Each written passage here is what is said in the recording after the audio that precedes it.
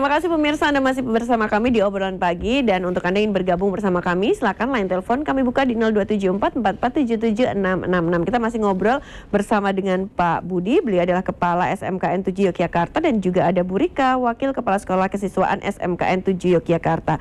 Tadi sudah banyak banget nih yang kita ceritakan, tapi mungkin juga untuk pemirsa yang baru bergabung bersama dengan kami, tadi prestasi-prestasinya ini banyak nih Pak. Tapi kita pengen tahu juga nih bentuk dukungan juga dari sekolah, kemudian fasilitas-fasilitas yang mungkin juga lebih detail, lebih lengkap nih, ada apa aja sih Pak, sehingga nanti pemirsa nih mungkin yang nonton pada tertarik pengen sekolah ke sana. Silakan. Oke. Untuk fasilitas sekolah SMK 7 khususnya konsentrasi kalian, untuk perhotelan kita sudah punya Edutel. Oke. Untuk praktek kita sudah punya standar kamar yang bintang 5 ya. Iya. Termasuk fasilitas housekeeping, fasilitas front office itu sudah lengkap gitu. Kemudian yang perfilman kita sudah punya studio. Ada studio? Ya, ada studio film. Ya, hampir seperti digunakan gitu untuk ya. talk show bisa, podcast juga gitu bisa. ya. Dan itu juga sudah standarnya begitu. Ya, fasilitas termasuk karena itu menjadi SMK pusat keunggulan di tahun 2022 ya. 2022, sehingga fasilitas disupport dari pemerintah pusat gitu. Untuk jurusan yang lain, akuntansi kita juga sudah punya lab yang representatif. Juga. Ada bank yang bisa melayani Bapak Ibu guru maupun para siswa untuk bank. Bank ini kerjasama sama BPD. Jadi kita bisa mengambil uang ke bank itu, setor tunai, kita mau membayar listrik dan seterusnya, kita juga bisa. Pinjam pun juga bisa ya Pak? Juga bisa. Untuk siswa atau untuk? Siswa atau guru? Siswa bisa semua. Tapi kalau semua harus pinjam. Nggak boleh. Siswa bisanya nabung. Bisa nabung ya. Sama ngambil uang. Dan di sana juga yang praktik itu siswa. Siswa. Yang melayani siswa semua. Dijadwalkan gitu. Jadi kayak misal jadi teller gitu juga siswa. Betul. Oke. Guru-guru mendampingi, ada yang mendampingi, piket mendampingi, tapi murid juga dijadwalkan. Terjun langsung lah ya. Betul. Jadi nanti kalau misalnya memang sudah terjun di dunia kerja, mereka udah nggak kaget Nggak kaget. Sebagai pelayan di bank itu nggak kaget. Iya, betul-betul.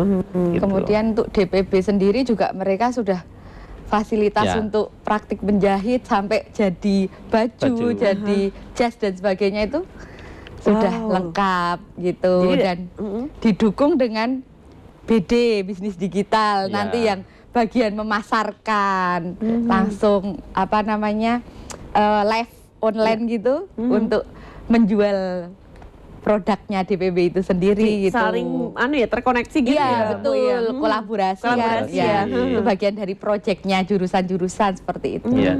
Tadi Bu Rika kan menyampaikan di akhir semester maupun di akhir tahun pelajaran kan tidak ada ulangan ujian ya. Maka ada proyek di sana. Maka seperti DPB itu menghasilkan produk baju gitu ya. Kemudian yang masarkan adalah dari BD bisnis digital. Melalui live TikTok. Tetap kekinian ya semuanya ya Pak ya. Banyak daster juga yang dijual di sana kalau tertarik. Daster 30 ribuan, 50 ribuan. Kayak gitu ya. Live TikTok gitu. Live TikTok. Semua agar anak itu belajar untuk komunikasi dengan industri pasangan juga, kemudian juga kolaborasi dengan teman. Kalau di semester akhir itu proyeknya nanti lintas jurusan. Kalau yang semester awal kelas 10 itu masih kelompoknya masih satu jurusan, satu konsentrasi. Berarti tambah ada kelas KWU juga kita ya Pak ya. KWU itu yang kewirausahaan. Iya, betul. Baik. Jadi kalau misalnya kewirausahaan itu ada cuma satu kelas gitu, atau ada kayak semacam ABCD atau gitu, atau gimana sih Pak di sana? Kita saring. Jadi ada beberapa siswa yang memang berniat untuk mengembangkan wirausahanya, mereka baru masuk di kelas wirausaha. Jadi tidak semuanya. Tidak semuanya juga ya. Baik. Nah, yang berminat ke sana kan juga tidak begitu banyak gitu ya. Walaupun sebenarnya ke depan lebih baiknya menjadi wirausaha. Pengennya gitu ya, karena cuannya lebih menjanjikan dalam wirausaha. Kita pengen dapatnya berapa ya kita harus kerja ekstra juga sih. Omsetnya mereka juga lumayan ya sudah ini. Padahal masih sekolah ya Bu? Iya, betul. Kebetulan pemerintah daerah itu juga support. Ada program namanya Momenku Siap Berkemas. itu untuk membimbing anak-anak yang memang usaha menjadi wirausaha muda. Itu ada support anggaran juga dari pemerintah daerah, dari dana keistimewaan. Alhamdulillah, terima kasih dari pemerintah daerah untuk support anak-anak yang mau menjadi wirausaha muda. Itu nanti akan diberikan satu orang person aja? Wow. Atau kelompok gitu ya. Atau kelompok juga atau kelompok, bisa ya. Kemudian tetap ada pemantauan progresnya seperti apa, dengan suntikan bantuan anggaran tadi akan menjadi lebih besar kan, itu harapannya, sehingga ada pendampingan gitu, ada pendampingan. Harus dengan proposal dulu gitu atau Pasti, gimana? Oh, ada proposal juga. Ada saringan. Tadi di DIY disaring ya, ada omset tertentu baru kemudian masuk di dalam program Momen Bisa Berkemas. Oke, baik. Nah, Bu, ini kita juga pengen tahu nih, kalau misalnya kalau untuk pengembangan karakter juga, ini kan juga sangat penting ya. Nah, ini yang di SMKN 7 itu tonjolkan tuh seperti apa sih Pak untuk pendidikan karakternya itu sendiri? Mendukung program pemerintah ya Pak ya? 7KI. Yang jelas 7 kebiasaan anak hebat itu kita support gitu ya. Kita memang saat ini dengan adanya 7 kebiasaan anak hebat, setiap siswa itu ada 3 guru pendamping. Setiap siswa? Wow. Iya, kalau dulu kan taunya ada wali kelas. Wali kelas.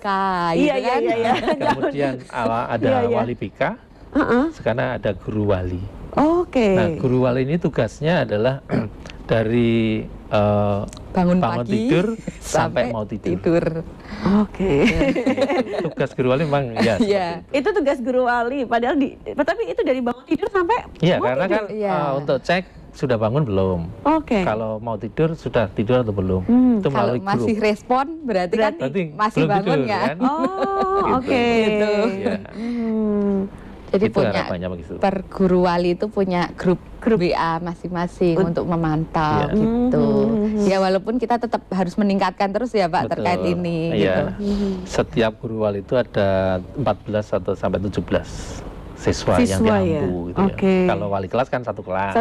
Wali BK 150 aja. Belum anak yang di rumah juga. Sehingga kadang-kadang anaknya sendiri masih harus di support orang lain juga. Iya, oke. Nah, baik. Kalau misalnya tentang metode pembelajaran sendiri, kalau di SMK itu kan pasti kan banyak prakteknya ya Pak ya. Nah, kalau untuk teorinya sendiri gimana sih Pak di sana? Apakah nanti memang tetap akan ada teori yang akan disampaikan, kemudian 50-50 atau memang malah 70% di praktek, 30 di teori atau bagaimana? Iya, kalau SMK saat ini memang 70% harus praktek. Praktek ya. Yang 30% teorinya. Teorinya ya. Ini sudah berlangsung agak lama juga. Gitu. Nah, kebetulan yang SMK 7 itu kan tidak ada produk kecuali yang busana ya, sehingga banyak di produknya adalah jasa. Nah, sehingga prakteknya ya tidak seperti anak STM gitu yang harus ganti baju EPA gitu kan, kemudian di bengkel tidak. Jadi untuk prakteknya tetap di ruangan praktek, tapi ya seperti di kelas biasa. Ya seperti tadi tuh yang bank Skaven juga di banknya gitu. Kemudian untuk perhotelan ya di hotelnya gitu. Jadi sekolah tapi berasa kerja tapi kerja tapi sekolah gitu ya Pak ya. Memang anak-anak disiapkan untuk itu gitu. Oke. Nah, ini untuk adik-adik juga nih yang mungkin SMP pengen ke SMK. Nah, kita kan kadang bingung ya untuk pilih konsentrasi ataupun nanti kita mau penjurusannya seperti apa. Nah, itu apa sih yang mungkin juga bisa dilakukan? Ada tips juga enggak nih untuk Bu Rika dulu nih, dari Bu Rika? Sebenarnya kalau nanti sudah mendekati pendaftaran PMB, itu nanti kita akan melakukan pelayanan melalui online maupun secara langsung offline gitu. Jadi buat yang tertarik untuk mendaftar di SMK Negeri 7 nggak usah ragu. Nanti akan ada pendampingan untuk konsultasi. Saya tuh senangnya ini nilai mapel saya yang bagus ini cocoknya di mana ya Bu? Bisa ya konsultasi gitu. Gitu. Jadi kayak penjurusan kuliah kayak gitu juga kita menerima itu gitu. Nanti ada kontak-kontak nomor yang bisa dihubungi biasanya sampai 7-8 admin gitu. Dan kita pelayanannya 24 jam. Tapi biasanya kecuali kalau ketiduran ya. Admin satu nih biasanya yang fast respon Ibu ya. Enggak juga ya, semuanya fast respon. Semua fast respon. Calon-calon murid itu biasanya malah milihnya admin 2, 3 gitu. Enggak terus yang satu terus enggak. Iya. gitu. Dan di sekolah sendiri juga melaksanakan layanan itu offline gitu. Jadi kadang kan orang tua nih yang bingung juga, kadang anaknya yang udah lewat online tapi orang tuanya juga nggak yakin gitu kan, kurang mantep, terus pengennya ketemu langsung. Nah, kita juga melakukan pelayanan itu. Nanti ada loket yang kita buka, jadi nggak usah khawatir gitu. Baik. Nah, ini kadang yang menjadi pertanyaan juga, kalau di SMK itu ada nggak sih misalnya kayak tetap pelajaran IPA, apa IPS, matematika, bahasa Indonesia kayak gitu tetap ada nggak sih? Atau memang misalnya kalau kita kewirausahaan memang kayak kuliah tuh udah lebih fokus lagi begitu? Kalau mapel normatif ya tetap ada ya, pasti ya. Menyesuaikan kebutuhan jurusan, kurikulumnya ya Pak ya. Kalau IPA itu sekarang malah nggak ada, menjadi IPAS. Iya, betul. Jadi IPA sama IPS jadi satu. Iya, aduh belajarnya makin banyak gitu ya Pak ya. Matematika juga tetap ada, bahasa Indonesia, bahasa Inggris, kayak gitu juga ada. Oke, baik dari sisi akademiknya dapat, kemudian soft skillnya di sini juga dapat, kemudian non akademiknya juga dapat, kayak paket komplit banget nih ya. Iya, makanya kalau anak SMK sekarang kan nggak yang melulu harus kerja gitu kan, ya, yang disampaikan Pak Budi, karena dari program pemerintah sendiri untuk SMK itu kan bisa BMW ya Pak ya, apa namanya, melanjutkan berwirausaha atau bekerja seperti itu. Tapi kebanyakan lulusan memang mereka ini jadi wirausaha, begitu. Wirausaha ada wirausaha, ada yang bekerja, ada yang melanjutkan. Tapi memang akhir-akhir ini trennya malah banyak yang melanjutkan ya. Ya masih pengen nambah ilmu dong Pak gitu kan. Upgrade ilmu. Oke. Nah, kalau dari Pak Budi sendiri selaku kepala sekolah, tantangan terbesar di dunia pendidikan saat ini apa sih Pak? Dan kita juga harus mampu untuk bisa sesuai dengan zaman yang ada. Ya.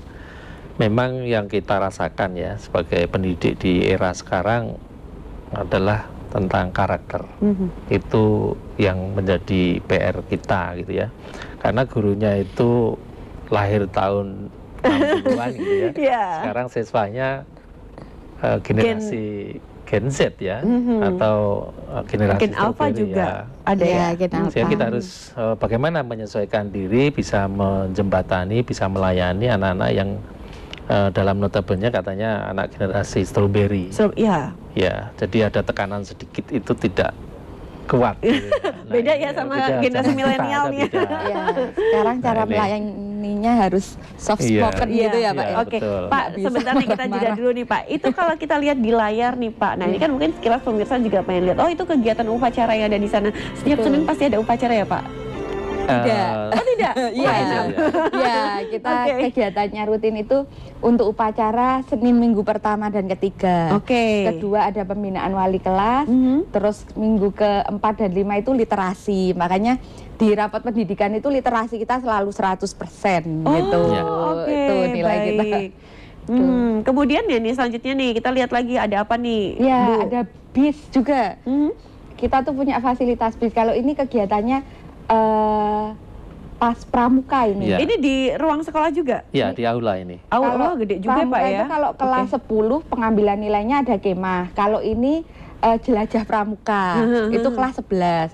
Kemudian kelas 12 itu ada kegiatan bakti sosial. Kalau bakti sosialnya sendiri biasanya dilakukan di mana aja Bu?